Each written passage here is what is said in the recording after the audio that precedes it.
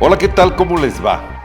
Me da mucho gusto saludarles nuevamente, como cada semana, desde las instalaciones de nuestra Universidad Politécnica de Querétaro, aquí en este set tan agradable que es nuestro set de televisión, donde semana a semana conversamos con los personajes de la vida pública de este Querétaro nuestro. Y con ello no me refiero únicamente a la clase política o los servidores públicos, me refiero a todo aquel que su tarea, su labor, su profesión inciden en el día con día, en este caso de nuestra entidad. Aquí en esta universidad, pues una universidad con un futuro tan promisorio, con un presente tan consolidado en las áreas de ingeniería, pues dedicadas o dirigidas a la industria automotriz, con maestrías, licenciaturas, etcétera. Desde aquí estamos transmitiendo esta mañana y hoy nos acompaña nuevamente, como ya lo ha hecho anteriormente, mi queridísimo licenciado Carlos Tobilla Pomar. Querido Carlos, qué gusto saludarte, Raúl, mi querido qué Carlos. gustazo. ¿Cómo Muchas gracias estás, por mi invitarme. Toby? Adiós, gracias, muy bien, Raúl. ¿Y tú, qué tal? Oye, pues viendo esta turbulencia económica, ¿o no hay tanta turbulencia? No, fíjate que no, ¿eh? Realmente no. Desde el punto de vista macroeconómico, estamos llegando al final del sexenio bien. Yo no espero mayores brincos ni mayores sobresaltos, ¿eh? Y yo supongo que la actual administración, desde la Secretaría de Hacienda, se preocuparán porque no haya sobresaltos. Yo creo que ese es el tema más importante que están cuidando ahorita, que no haya sobresaltos. Han sido relativamente muy cuidadosos en la disciplina fiscal. Oye, Rogelio Ramírez de la O, tan, no sé si decirlo, misterioso secretario de Hacienda. Discreto, diríamos. Discreto, muy discreto. Y muy eficiente también. Y muy eficiente. Porque además es un hombre muy conocido en los medios financieros internacionales. Y respetado también. Y respetado. Sí, es un buen economista. Tiene muy poco de luces y flashes, de cámaras y apariciones. Él es muy discreto, pero su chamba la está haciendo bien. Él no se alinea en este grupo de economistas, de financieros que han estado en la Secretaría de Hacienda, cuando menos hasta el gobierno de Enrique Peña Nieto. Me refiero al grupo que llegó pues con Carlos Salinas propiamente, porque ya Jesús Silva Herzog, que había estado como secretario de Hacienda en la administración de Miguel de la Madrid, pues pertenece a otra generación. Sí, y era otro igual tipo David Ibarra Muñoz y eran otros otro tipo personajes. de funcionarios que eran muy mediáticos, también muy eficientes, muy buenos economistas, pero muy mediáticos. El actual secretario es diferente. Yo creo que es muy discreto, es muy eficiente, hace bien su chamba. A mí no se ve, pero se siente. Se siente y yo creo que está haciendo bien su trabajo. Es un hombre respetado y conocido en los círculos financieros. Y si tú te fijas, los tres que han estado ahí en la Secretaría han sido muy buenos economistas. Obviamente, en este sexenio. Carlos Ursúa, que en paz descanse, que falleció recientemente. Exacto, el economista que lo sustituye. Arturo Herrera. Arturo Herrera, buenísimo también. Que yo no entendí, tengo una cierta idea de por qué no llegó al Banco de México, pero en realidad creo que nos deben una explicación pública cierta de por qué, si se había anunciado que iría al Banco de México a su salida de Hacienda, luego nada más nos dijeron que no, que ya siempre no. Cambió de opinión el presidente y entonces no. ¿Cuál es el motivo por el que cambió de opinión? Nunca lo vamos a saber, ni lo sabremos. Lo único que yo creo que sí es importante es reconocer que perdimos un muy buen funcionario en la salida de él del gobierno. Fíjate que recién leí una columna, no estoy cierto si de Mario Maldonado, me parece que de Mario Maldonado puede ser, no quiero mentir, pero donde decía que Arturo Herrera, su grave error fue que en foros internacionales puso en duda la viabilidad financiera de estos proyectos, estos macroproyectos de este gobierno. Es muy probable. Y pudo haber sido. Es muy probable. Fíjate, si tú analizas la salida de Carlos Ursúa, también se debió a un tema de estar en desacuerdo con el presidente. A los 10 meses nada más de haber tomado posesión, él deja el cargo. Y lo deja el cargo con una carta contundente, una carta de renuncia, donde explicaba los motivos y era básicamente estar en desacuerdo con algunas cosas que se estaban manejando ahí y con la forma como el equipo más cercano estaba tratando de influir en las cuestiones hacendarias. Le toca a Arturo Herrera sustituirlo, lo hace muy bien. Que era su subsecretario. Era su subsecretario, súper estructurado, era un hombre que daba muy bien las explicaciones de qué estaba pasando con la economía y él daba confianza, escucharlo daba confianza. Y después dejó la secretaría, pero llegó el actual secretario, que es muy bueno y muy discreto. Oye, y esto tiene que ver, ya para ir entrando al tema hoy, mi querido Carlos, ¿cómo ves la actuación de la actual gobernadora del Banco de México? Porque los primeros comentarios, al menos que en la comentocracia de prensa escrita y digital yo leí y escuché, es que como una mujer que venía de ser subsecretaria también, iba a llegar de gobernadora del Banco de México cuando había personajes de mucho mayor calado o con una más larga data en los temas financieros y del propio Banco de México. Y lo que yo he visto es que ha sido una mujer también muy discreta y parece que lo está haciendo bien.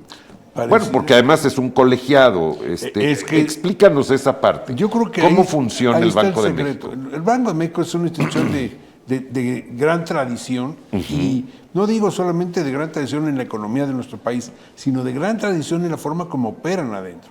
El Banco de México tiene la característica de que forma cuadros, manda jóvenes economistas al extranjero a que se reciban con una maestría o doctorado, básicamente con doctorados, y regresan ellos a aplicar las disciplinas en materia fiscal más estrictas que se pueden tener, más claras. Adentro hay un órgano de gobierno donde hay subgobernadores y las decisiones se toman de manera colegiada. No puede una sola persona decidir y es autónomo. El Banco de México es autónomo. Sí. Entonces no depende. Desde con Ernesto Cedillo, ¿verdad? Si no mal recuerdo. Él es el que promueve la autonomía del Banco de México. Que está en ley. Está en ley. Y la forma como se toman las decisiones ahí son a través de lo que dice el órgano colegiado. Oye, porque recuerdo que todavía Miguel Mancera Aguayo, que fue gobernador del Banco de México, siendo Carlos Salinas presidente, le toca operar ya en lo del error de diciembre, ¿o no? No, antes, ¿no? Fíjate. O le toca... Es que no, el error de diciembre se da en diciembre de 94. Se da ya con Cedillo en la presidencia. Y el secretario de Hacienda en aquel entonces era Jaime Serra Puche. Así es. Y Guillermo Ortiz Martínez estaba en la Secretaría de Comunicaciones y Transportes. De Comunicaciones y Transportes. Hubo un enroque después del error de diciembre donde Guillermo Ortiz vino a asumir la titularidad de la Secretaría de Hacienda. Y fue a él al que le tocó la operación completa. De lo que fue el rescate del país después de la crisis económica tan profunda en la que estábamos. Qué cosa, ¿no? Eso fue una operación de primerísimo nivel, Carlos. Sí, porque además se operó también con el gobierno norteamericano, que Bill Clinton, presidente, pues sale al rescate, esa es la verdad. Sí, él sale al rescate tomando las reservas petroleras como garantía de que íbamos a pagar. Y lo hizo por una fórmula donde él se brinca el Congreso de Estados Unidos por el fast track. Y él dice, sí, apoyamos a México con esto como colateral, las reservas de petróleo que teníamos y gracias a eso salimos. Pero hubo que hacer una operación de muchos años, nos tuvimos que apretar el cinturón durante muchos años para poder enderezar la economía del país, que había estado totalmente, pues, después del error de diciembre, había vencimientos de deuda casi de inmediato y no había más que 6,000 millones de dólares en la caja, ¿no? Nada más. Dime una cosa, en tu experiencia, en ese momento, ¿estuvimos peor que cuando Miguel de la Madrid le entrega a Salinas el poder? ¿O ¿O fue peor este momento del error de diciembre? Yo- Porque también fue algo, bueno, desde que López Portillo le entrega de la Madrid, con la banca nacionalizada, con el enojo de todos los empresarios de este país, y Miguel de la Madrid recibe el país en un momento Yo creo que aquel fue un tremendo. momento más crítico, Raúl. Si tú te acuerdas, hubo que convocar a todos los sectores de la sociedad a aquellos acuerdos nacionales, Los pactos. los pactos. Los pactos. Y esos pactos ayudaron a que, en aquel entonces teníamos una inflación que era de 3 dígitos prácticamente. Casi como Argentina. Sí, en la mañana tú veías el precio de un producto que en la tarde era otro, diferente. No, esa yo creo que fue mucho más complicada que la que vivimos. Que el error de cuando diciembre el error del de diciembre. 94. Así es. Yo siento que sí. La de la transición Miguel de la Madrid, Carlos Salinas. Así es. Digo, lo que pasa es que también No, Salinas. no, es la transición De López Portillo a Miguel de la Madrid. Porque es Miguel de la Madrid, el economista que toma el control de las cosas, que convoca los pactos con la sociedad y el que empieza a poner orden. Y teniendo como su secretario de Programación y Presupuesto A Carlos Salinas de Gortari. y en Hacienda a Jesús Silva Gerso. Jesús Silva Gerso. A ver, tú que podrás recordar más ese tiempo, ¿es Carlos Salinas quien convoca los pactos? No. ¿O es la idea de Carlos Salinas de los pactos? ¿O de quién es esa idea? ¿O Pues de mira, quién atribuyes tú que pueda ser esa idea? Yo creo que puede haber sido del presidente junto con Carlos Salinas, pero seguramente tuvo que haber pedido opinión y encontró el sí en Fidel Velázquez. Eso te decía. Don Fidel Velázquez, a la sazón, el dirigente obrero, sempiterno, por antonomasia en este país. El más poderoso que ha habido Más en el poderoso país. que ha habido. Y que tuvo esa incidencia, esa influencia tan grande que lo que hizo es que convocaron a toda la sociedad, a todos los sectores, y todos dijeron, va, y entró el pacto. Y el pacto empezó a ordenar la economía, empezó a poner las bases para poder hacer cosas. Sí, porque 6 años no le bastaron. No le bastó. Fue muy complicado también su fin de sexenio. Para mí, esa fue la época más complicada que hemos vivido nosotros en el país. Más que el error de diciembre. Más que el error de diciembre. Porque además también el error de diciembre ya teníamos más herramientas, ¿no, Carlos? Teníamos Y bueno, ya el estábamos. petróleo. Sí. Y ya estábamos insertos en la economía global. Sí. Que también eso nos daba un plus. Exacto. Que fue precisamente con De la Madrid cuando entramos al GATT, que era el acuerdo económico. Pero no era tan efectivo y tan eficiente como lo es el TLC. el TLC. Y entonces, estando el TLC con esa fuerza y teniendo petróleo, fue mucho más fácil que Bill Clinton dijera, yo me la juego para apoyarlo. Para apoyarlos.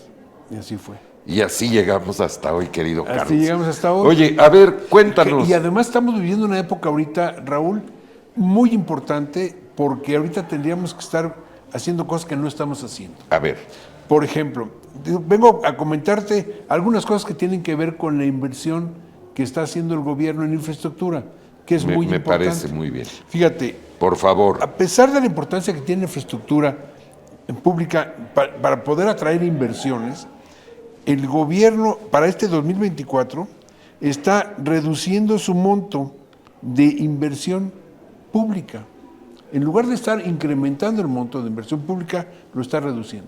¿Y por qué lo está reduciendo? Yo me imagino, lo que todo el mundo pensamos, es que requiere dinero para las elecciones. Y entonces, en lugar fíjate, en el 2023 fue 1.19 billones de pesos, lo que se aprobó en 2023. Para este año... En materia de inversión pública. En materia de inversión pública. Para este año están bajando en aproximadamente en 38.6% menor. 38. Es muchísimo. Es muchísimo. Muchísimo, Es Carlos. muchísimo. Y es algo que nos está sucediendo ya ahorita. Entonces, ¿por qué tenemos que poner atención en eso? Porque delante de nosotros tenemos algo que es muy dulce, tan dulce como el Tratado de Libre Comercio. O parte, es algo que viene a complementar el tratado y que gracias al tratado podemos aprovechar de una manera tremenda. Y es el nearshoring, que es esa relocalización de empresas asiáticas que quieren acercarse al mercado más grande del mundo, que es el de mercado Estados Unidos, norteamericano. y que lo ideal sería que aquí se ubicaran.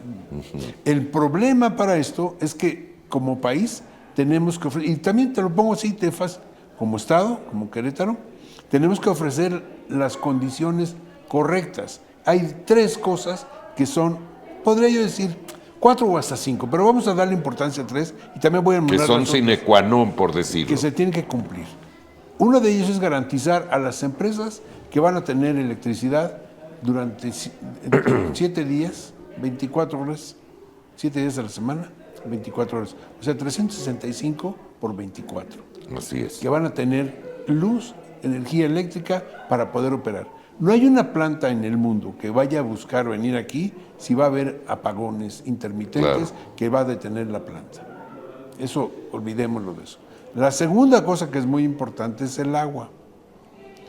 Que hoy parece que el destino ya nos alcanzó. Así es. El tema del agua es sumamente importante. Que aquí en Querétaro es un tema que yo conozco desde que yo llegué a vivir aquí, pero que aquí parece ser que lo padecemos menos, a pesar del crecimiento tan grande que hay, poblacional, lo padecemos menos que en la Ciudad de México. Sí, claro. Y aquí hay que dar las gracias, y hay que ser muy claro, a Paco Garrido.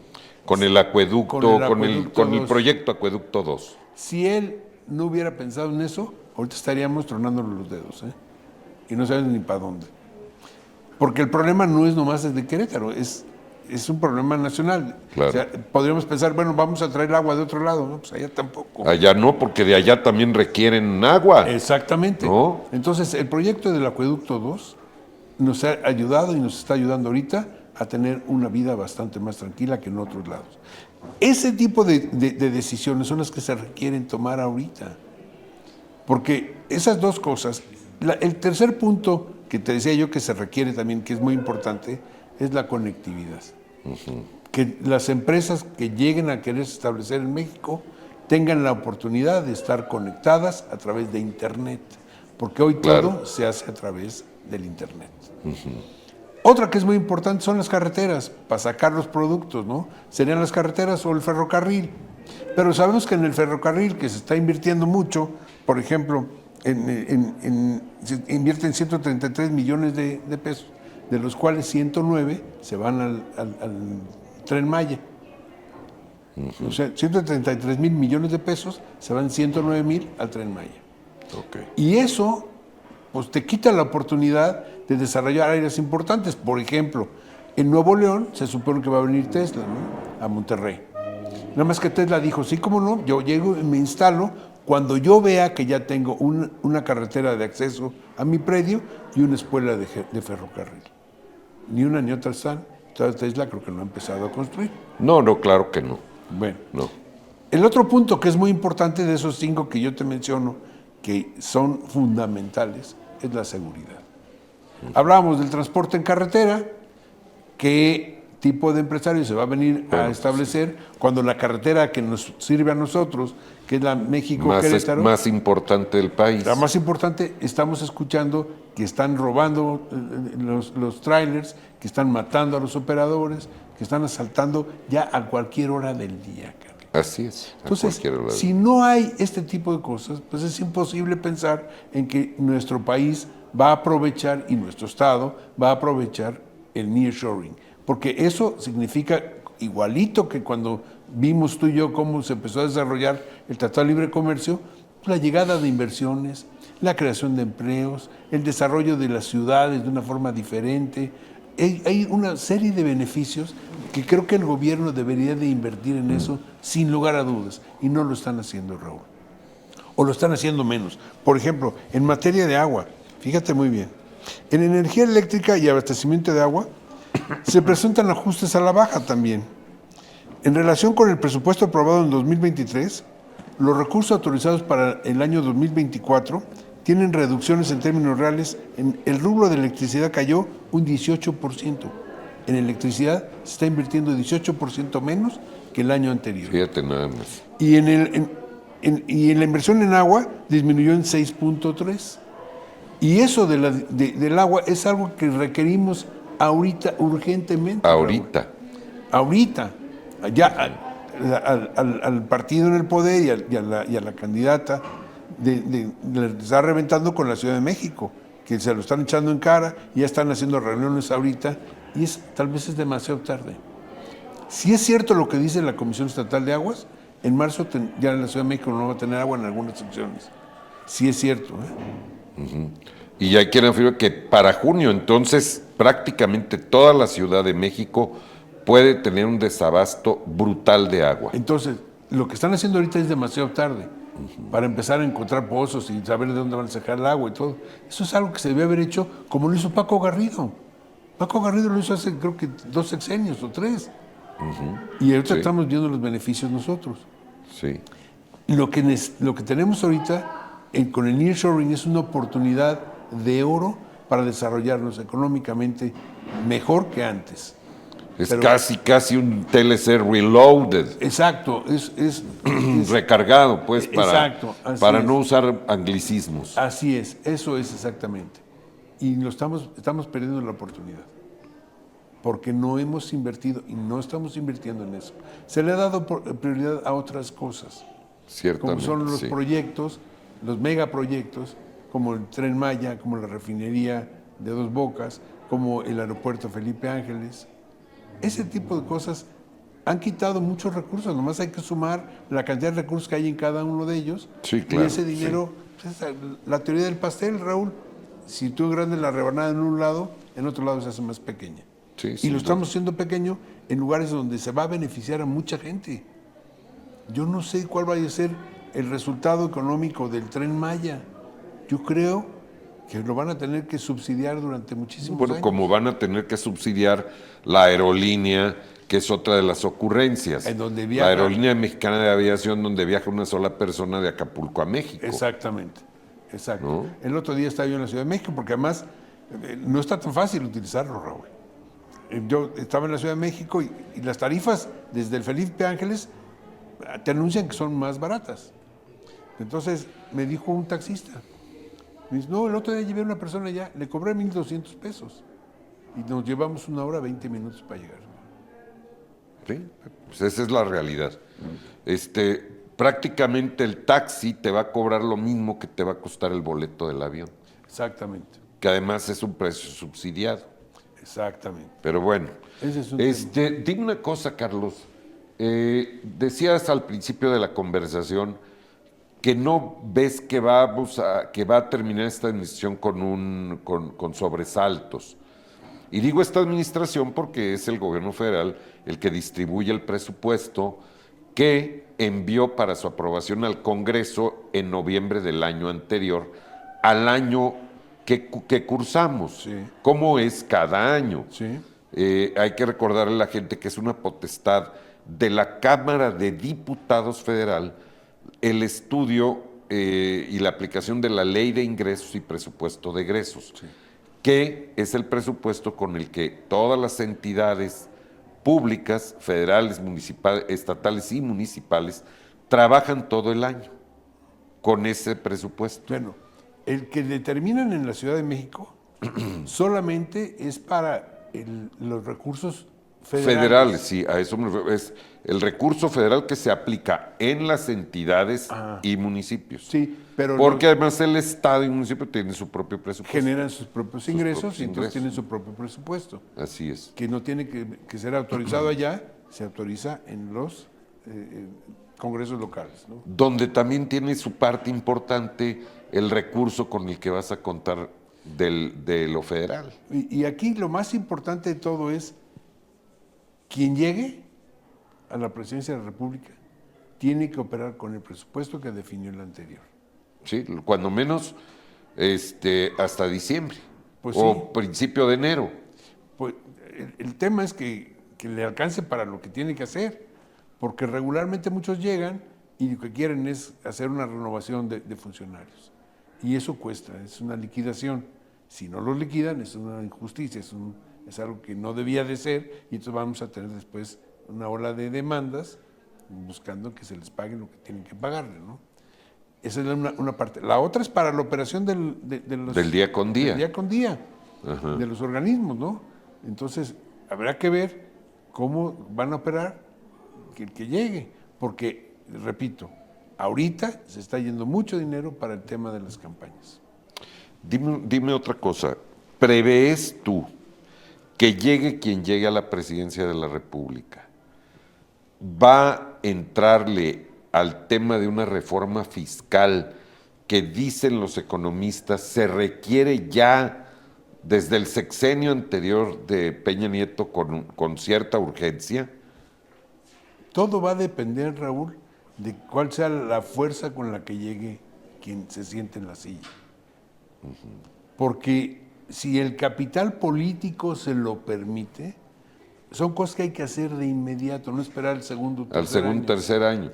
Hay que hacerlo cuanto antes. Porque tienes la fuerza. Exacto, si el capital político se lo permite. Se lo permite. Pero va a depender. Si llega muy débil y... O en una elección cosas, muy cerrada. Muy cerrada. Con un Congreso que no va a ser... Exacto. Afín al 100%. Eso, no se van a meter en esa bronca. No lo van y a se hacer. Requiere de una reforma fiscal. Se requiere Carlos. una reforma fiscal que permita fortalecer las finanzas públicas. Se requiere hacer una reagrupación de muchas cosas y ver lo que estamos gastando aquí. A ver, te interrumpo nada más porque estamos casi para cerrar la conversación de hoy, a reserva de las que tendremos a lo largo de esta temporada. ¿Cuáles dirías tú que son 3 puntos que podamos entender los comunes con manzanas que habría que incluir en la reforma fiscal? Tiene que ser estos 3 sí o sí, si no nos salimos. Mira, una de las cosas que todo mundo de alguna manera reclama es una modificación al IVA. Porque IVA pagamos todos. ¿Más o menos? Yo creo que es menos. Para menos. Pero para que se pague en todo. Todo. En Medicinas, todo. Alimentos, todo. Todo. ¿Alguna vez cuando López Portillo impuso lo del IVA, estábamos al 10%? Sí, ahorita estamos al 15%. Sí. Podremos bajar al 16%. Al 16%. Podríamos bajar, pero el tema es que... A todo. Que todo. Porque el chiste es que todos paguen impuestos. Y la única forma es que el impuesto sea sobre el consumo. Sobre tus ingresos, no, porque hay mucha gente que gana ingresos y de una manera informal. A ver, esa es una parte importante. Hay más o menos dicen los que saben que la estadística es del 47 y hasta quizá el 53% de gente que está en informalidad que por ende no paga impuestos. Ese es un reto muy grande. ¿Cómo hacer atractivo para esta gente que deja en la informalidad, donde no tiene ningún tipo de prestación social y entrar a la economía formal? Es muy difícil hacerlo atractivo porque es cierto que no tienen ningún tipo de prestación social, pero no quieren la prestación social. A lo mejor piensan, si ya ahorita el IMSS y los servicios de salud del Estado están llenos, si vamos a llegar todos los que somos informales, no va a haber lugar para nadie. Nos van a atender en los estacionamientos de los hospitales. Pudiera ser que ese sea una parte del razonamiento de ellos. La otra... Porque es cierto, la mayoría no quieren. No quiere. Porque no pagan impuestos. No pagan impuestos. Entonces, la única forma es obligarlos a que paguen impuestos sobre cosas que consumen, todos consumimos, y hay lugares donde no están pagando IVA. Es un gran reto. Yo creo que ese es el reto. Y entonces, bajas la tasa, pero que todos la paguen. Que todos la paguen. O sea, esto es ampliar la base gravable, la base fiscal. Sí, claro, ampliar la base fiscal, porque todos los que tienen que consumir algo... Vamos a pagar IVA. Yo creo que eso sería lo ideal, Raúl. Eso sería lo ideal.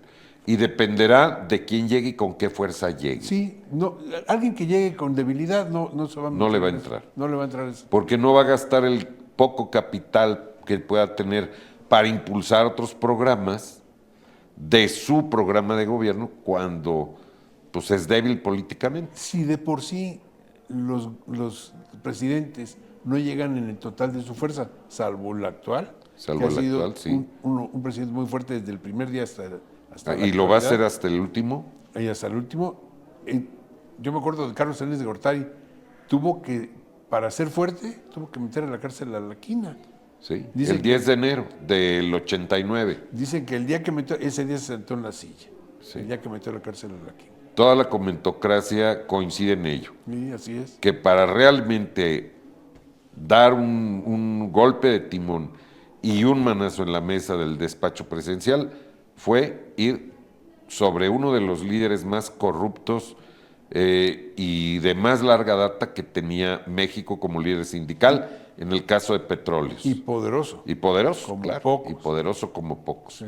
Joaquín Hernández Galicia, alias La Quina. Así es. Y arrasó con todo su comité, con Salvador Barragán Camacho y otros personajes ahí que le acompañaban a La Quina. Así es. Entonces, yo creo que por ahí puede venir el tema, mi Raúl. Habrá que tener, todavía faltan muchos meses para ver qué va a suceder y hay que tener toda la paciencia del mundo para esperar. Oye, pues estaremos muy pendientes, ¿no? De qué pase y tú acompañándonos en este espacio. El día que tú quieras. El día ¿Te que me parece invites, bien, claro amigo que sí. querido? Con mucho gusto. Bueno, pues por hoy aquí dejamos la conversación con Carlos Tobía Pomar.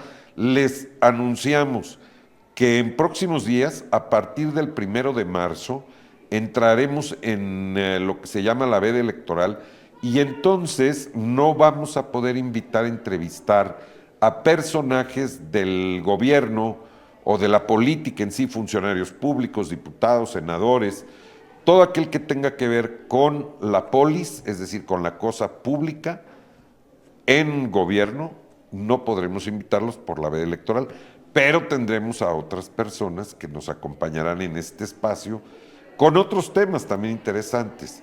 Pero Carlos Tobilla, con el tema financiero muy focalizado, será uno de estos personajes que nos acompañe. Con mucho gusto, Raúl. ¿Te parece? Me parece muy bien. Carlos Tobilla Pomar, aquí, solamente aquí en Universidad Politécnica de Querétaro Televisión. Esto es todo por hoy. Nos vemos y nos escuchamos muy pronto. Yo soy Raúl Moreno y estoy en UPQ TV.